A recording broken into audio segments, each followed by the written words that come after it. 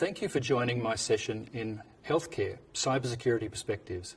My name is Andrew Hodges and I am a Senior Security Advisor for Worldwide Public Sector, Asia Pacific and Japan at AWS. I've been with AWS for almost 3 years, starting as a Healthcare Solutions Architect, given a previous background in governments and healthcare. In addition to that, and prior to AWS, I had many years as a CISO, privacy officer, and experience in forensics, pen testing, and security analysis, with more than 35 years working with government and the private sector. I really enjoy having conversations with industry leads, public sector executives, and security professionals in driving understanding around the challenges and opportunities we have in driving adoption of new technology to service the needs of customers. The way I would like to structure this presentation is to lead with some of the conversations I have had with many of my customers, what I hear from them that are blockers for driving adoption, and what we can do if we understand the perceptions and adapt to the differences in thinking. Clearly, I will be driving the benefits of adoption of the cloud, but I want to choreograph this thinking from the perspective that many of these perceptions are myths. And if you understand and yield to the opportunity of innovation, in healthcare particularly, there are technology drivers that clearly benefit patient outcomes, especially if we can reduce some of the inherent blockers. I would like to work with you in this journey by showing you some of our healthcare and life sciences customers that have adapted their thinking, adopted new technologies, and significantly advanced their business outcomes. The challenge then is, how can you do this? When I talk to CISOs, these are some of the most common initiatives based on direct engagements with them and their staff. The powerful thread running through all of these is that the cloud is a business enabler. Cloud enables the business. Security enables the cloud. This is particularly relevant to healthcare, where the risks of patient data and information loss can have drastic effects. Yet the industry obtains its strength by continuous research in implementation at a pace never before considered. Just think of the challenges we've seen with COVID-19. With that in mind, however, my conversation usually starts with some perceptions about security, and I would like to start this discussion by dealing with some of the differences in those perspectives. Let's look at myth 1. The fact is, there are millions of malware attacks occurring, and yes, they are being developed, but the fundamentals have not changed. We do see some moves towards ransomware, and more recently, benefits from hidden Bitcoin mining as a new revenue source. But there are examples very similar at different times, and they have been implemented over many years. There are different devices affected. Stuxnet was attacking nuclear centrifuges. The move to Wi-Fi is seeing some adaptation to the attacks. Flame in 2012 went and focused on very old technology to do a man-in-the-middle attack. Duku is an advanced Stuxnet. This malware was used for hotel room espionage. In some cases, attacks started with research by governments that was released on the dark web and sold for other attacks. Not long ago, a breach that compromised the data of a few million people would have been big news. Now, breaches that have affected hundreds of millions or even billions of people are far too common.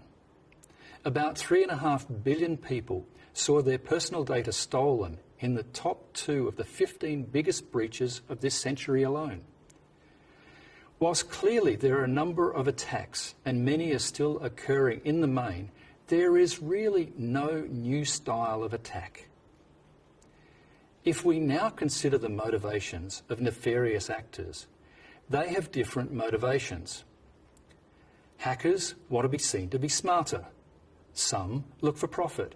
Consider that in some cases, the focus is changing from ransomware, which still yields revenue, to those that adopt Bitcoin mining. Another is military espionage, Stuxnet, for example, or economic espionage, where the hackers are trying to seek commercial advantage, or countries stealing information, hacktivism around cultural policy. Don't get confused by the motivations of the attackers and those who are actually trying to achieve their outcomes. These concerns apply to many kinds of external threats. Some of the most common are DDoS attacks, application layer vulnerabilities, and bad bots like scrapers or spam bots. SYN flood, attackers sending a succession of SYN requests in an attempt to consume enough server resources to make the system unresponsive to legitimate users. Reflection attacks, the attacker exploiting vulnerabilities in DNS servers to turn initially small queries into much larger payloads. Web request flood, a sophisticated layer 7 attack where excessive requests look legitimate. Application-specific threats, exploiting the app code that you write or exploiting the underlying platform, for instance, Apache Tomcat. SQL injection, using malicious SQL code for back-end database manipulation to access information. Cross-site scripting, using malicious scripts that are injected into a trusted website. OWASP, Open Web Application Security Project, the top 10 most critical web application security risks. And CVE, common vulnerabilities and exposures. Bad bots, crawling to scrape content and web assets and catalogue information from, say, price files, product images, information behind a paywall. Crawlers, content scrapers, and scanners and probes. With all this in mind, and understanding the attacks and motives, we still see some fairly common ways that compromises are made. All of those advanced methods of malware use one of these attack types. Unpatched vulnerabilities, security misconfigurations are in the same category. Scanners are being used all the time. AWS has revolutionized the way this is being managed. Infrastructure as code, updating a new server and deleting the old unpatched server. Protecting credentials is critical, and credentials and data have become the new currency. This is why they are being sold on the dark web. Using MFA and other tools, including single sign-on, need to be the default, and strong authentication should be considered. Some of the largest attacks are through social engineering. I am sure many of you have seen the Nigerian email scams, but they are continuously being adapted. My point is that many of the same challenges are without major changes. Myth 2. Well, this is very common, but we are seeing many organisations responding to the challenges of COVID-19 and the need to have remote employees, which is increasing the challenge of this.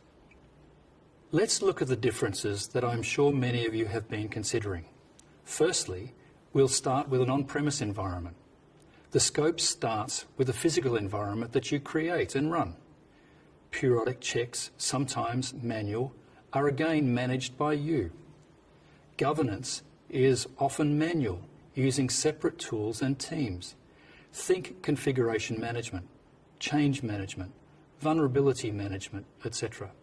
From a security controls implementation standpoint, it tends to focus on monitoring and reactive controls. On AWS, you start with a base of accredited services. Continuous monitoring and automation are the norm. Governance processes and tools are fully integrated.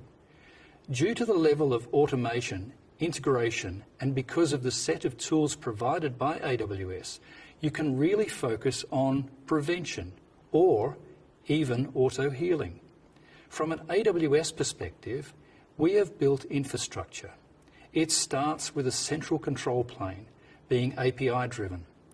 To access this control plane, you are using a set of APIs which are authenticated and monitored, significantly reducing the risk. This is a game changer. Automation is now how you create a response, all in near real time. We really believe in automation driving significant benefits. We provide infrastructure as code, configuration as code, policy as code. Have a look at the use of code in a programming language as part of compliance. It speeds up the development and release. If you have a hacker exploiting a server, it may be short-lived as part of your deployment process. From a forensics perspective, you can petition your infrastructure. We are using AI and ML to manage and remediate the challenges. You cannot easily do this in an on-premise environment where you have to change your infrastructure.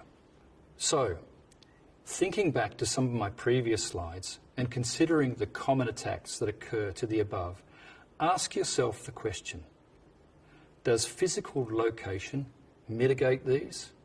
Myth 3. Certainly in governments, this is a common perspective, though it often starts with a conversation around data sovereignty, but ends up being more of a discussion around data residency. Let's look at this. So again, consider some of the points I've been making. Given that most of the threats are exploited remotely and many of the issues generally surface around human error, whether that has been driven by social engineering or human error, the fact is we all make mistakes. It's incumbent upon us as IT professionals to consider ways to mitigate this, often through guardrails and automation. Location of data is irrelevant. You will be prone to human impact. I'm often asked about how AWS conforms to Zero Trust. Whilst Zero Trust is a method of identifying guardrails, it's actually been architectural principles that we, AWS, have adopted from day one, and ensuring that we provide the best security for our customers. Data residency does not mitigate any of these attacks. Then there is a concern, particularly in healthcare, that data leakage can mean patient data is exposed. Again, it can come down to guardrails that we can put in place to support data that is fundamental to the solutions we offer. We recommend our customers encrypt their data, which clearly reduces its attraction to nefarious actors. The very way the data is processed, in some cases, with the solutions above, is to change the data itself, or only to use specific and highly secure hypervisors, such as AWS Nitro or Nitro Enclaves, which can process very sensitive information and reduce the security risk. Well, I've been talking a lot about some of the security challenges, but I really do feel that we can offer significant creativity and innovation. It's driven by the resourcefulness of the cloud infrastructure and the removal of some of the barriers I've mentioned. But let's now change the discussion. And through this next section, I want to demonstrate how healthcare customers who are driving their digital transformation agenda have applied the benefits of the cloud innovation. Firstly, though, I need to give you some context on how we work with our healthcare industry. Firstly, customer obsession remains the focus on how we work with organisations across the spectrum of care. 2, from healthcare providers focused at the point of care to healthcare ministries that create healthcare policies that impact populations. AWS provides the technology foundations to drive agility, security, and innovation. And 3, our focus on technology solutions allows customers to worry less about the undifferentiated value of the commodity IT and focus more on their patients. So, with that in mind, and with a digital agenda as a focus, with citizens as key constituents, there are some powerful opportunities to leverage the capacity of the AWS cloud and to consider the patient journey in a variety of contexts. Let's break this down and show you how some of our customers have dealt with the security concerns and have driven their innovation to achieve significant results. 84% of provider organisations said they lack a reliable leader for enterprise cybersecurity, and just 11% said they planned to fill a cybersecurity leadership position in 2018. The survey conducted by Black Book included responses from more than 300 strategic decision makers at US healthcare organisations. Let's look at some examples of how this changed outcomes for key organisations. NHS Digital maintains and develops the mission-critical IT infrastructure that underpins the NHS and social care. Its systems and information are helping the NHS build a digitally ready workforce, enabling the 1.4 million NHS staff and 1.5 million social care staff provide the best outcomes and healthcare for patients across the UK. VMware Cloud on AWS provides a hybrid cloud that extends consistent infrastructure and operations across NHS Digital's on-premise data centres, and the AWS Cloud for VMware-based workloads.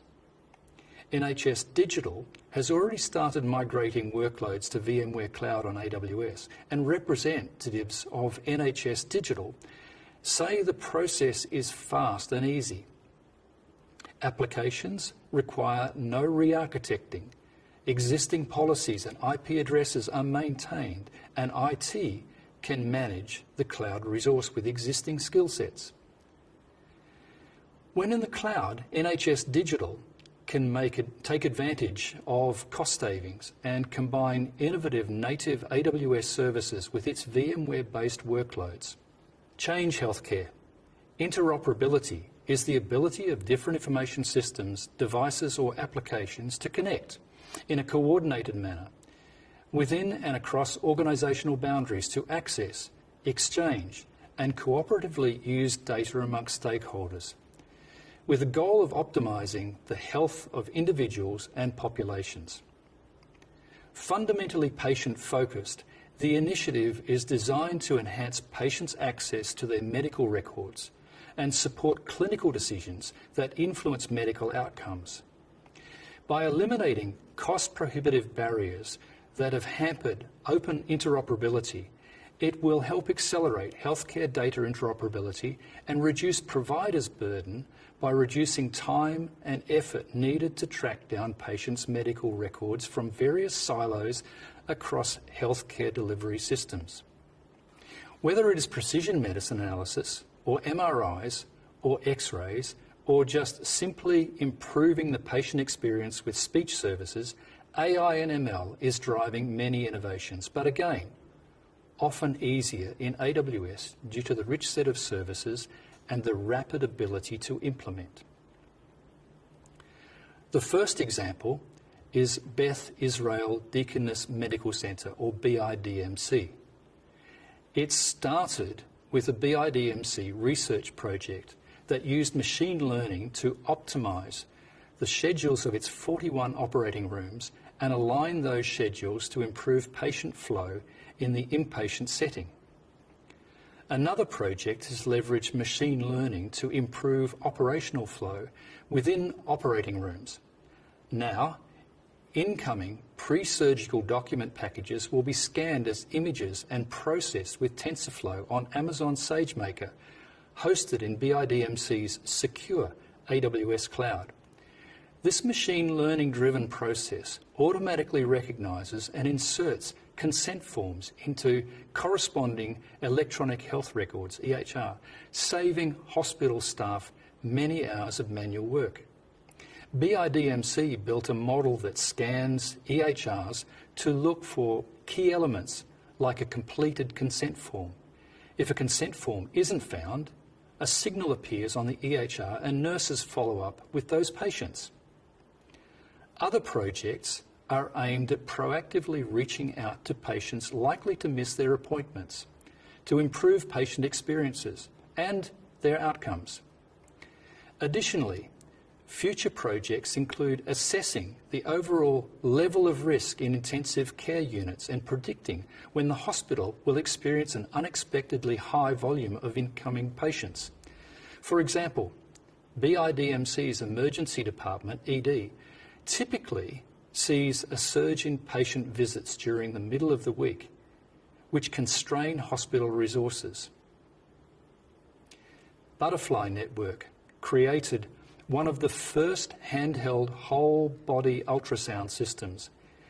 With a starting price of under $2,000 and a cloud-based intelligent data and analytics platform, Butterfly IQ was designed to make medical imaging universally accessible and affordable. It received FDA clearance for 13 indications using innovative ultrasound probes. Starting with Amazon EC2, Amazon S3 and Amazon RDS, the company has expanded its use of AWS technology to create richer clinical tools and pursue advanced data science approaches. Then there are opportunities to personalise the patient engagement, whether it's providing a patient front door or thinking of better processing treatments, as we have some more great examples. NHS BSA, the National Health Service, as I mentioned, is the UK's largest employer and health provider. NHS Business Services Authority, a special health authority and an arm's-length body of the Department of Health and Social Care, provides a range of critical central services to NHS organisations, NHS contractors, patients and the public. As such, NHS BSA 450 call centres staff handle around 5 million calls per year, dealing with a range of routine requests for information for the European Health Insurance Card, EHIC, and response times were really lagging. NHS BSA began routing incoming calls through an Amazon Lex-enabled chatbot, which understands natural language and intent without requiring callers to use specific phrases, to reduce call load by providing simple answers to information, advice and guidance on EHIC. AI has allowed NHS BSA to reduce incoming call volumes by 40% for EHIC and identify approximately $650K per annum in cost savings, whilst reducing the wait time for callers and improving callers' experience by freeing NHS BSA call centre staff time to be able to focus on that requires human expertise. MedLife was launched in 2014 as an online pharmacy and one-stop healthcare platform, offering consultation with in-house doctors via outbound calls. As well as a lab of service, its diagnostic centre in Bangalore. Catering to around 3,000 cities across India, MedLife is unique in its management of the complete life cycle of orders. It currently owns and operates 40 proprietary fulfilment centres, providing a seamless customer experience. SMS is widely used as a communication channel in India, where there are a number of mobile subscribers that outnumber that of the people with email addresses. MedLife sends up to 3 messages to customers who are expecting delivery of their medicine to confirm details such as order receipts and estimated delivery time. Omada Health uses behavioural science to help people change their habits, improve their health, and reduce the risk of chronic disease. The platform provides participants with many ways to connect. A cellular connected scale records weight. A mobile and web application enables them to track exercise and meals and to engage with their personal coach, weekly classes, and fellow participants.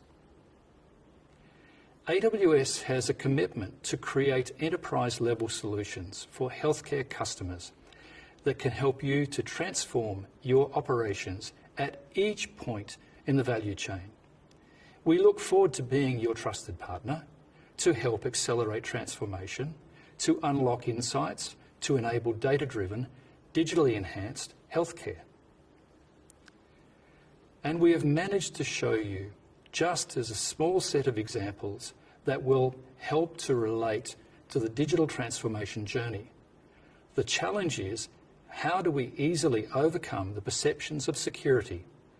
How do we utilise the rich set of services that can deliver the results for your organisation and achieve the outcomes with an intense pace of innovation and a desire to mitigate risk? You are not alone. As a security professional, you will no doubt be looking at how the areas of concern can be mitigated and managed in a healthcare deployment.